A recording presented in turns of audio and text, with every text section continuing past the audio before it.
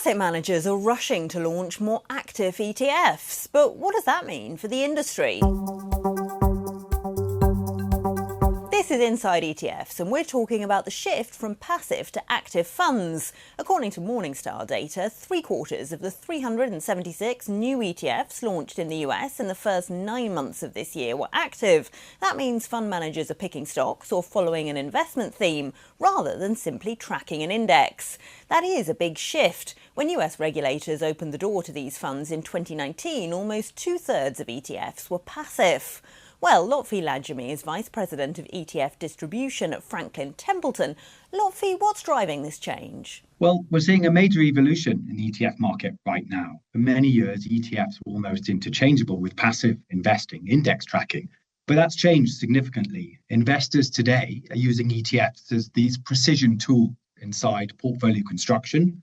So not just for broad market exposure, but they're looking at things like income, risk management, thematics, fixed income, and increasingly high conviction active management.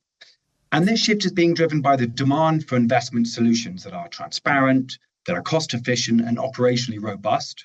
And the ETF vehicle delivers this. In fact, it delivers it extremely well. It offers intraday liquidity, it's listed, you get this strong fee clarity and seamless cross-border distribution through UCITS.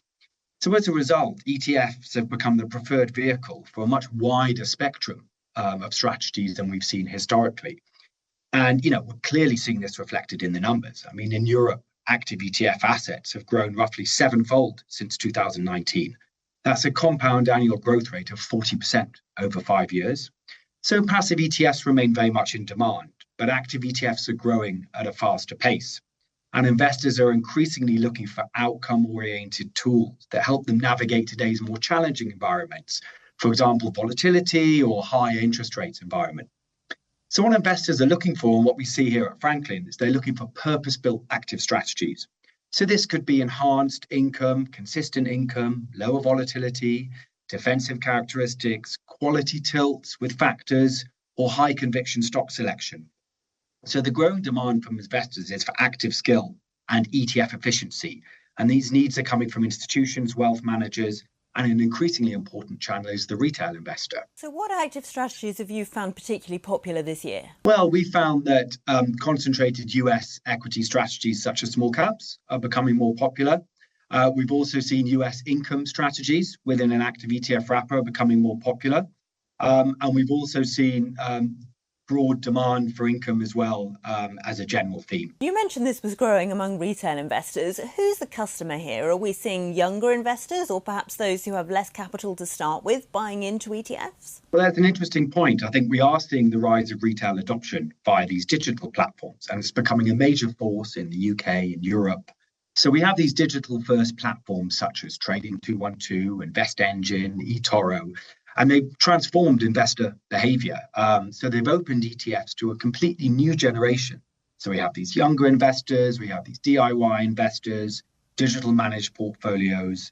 And these platforms have lower friction, reduced costs, and they've normalised ETFs as a default entry point.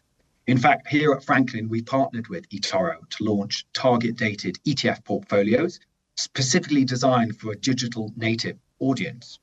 And I think what's important here is that ETFs lend themselves particularly well to platform technology.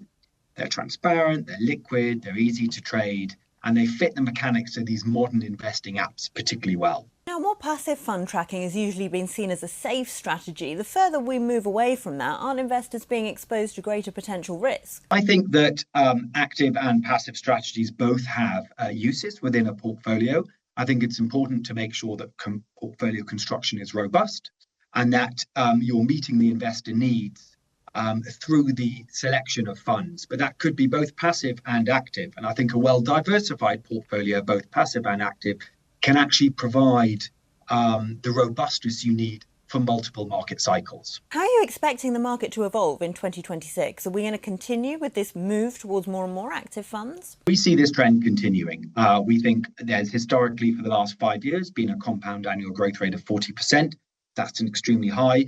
We're not sure if we're going to meet that exact number, but we would expect the trend to continue. And we are seeing demand from investors for active ETFs within much of the themes and areas that I mentioned before. So we expect this trend to continue. That was Lotfi Ladjemi of Franklin Templeton. Don't forget, you can watch more videos on Reuters.com.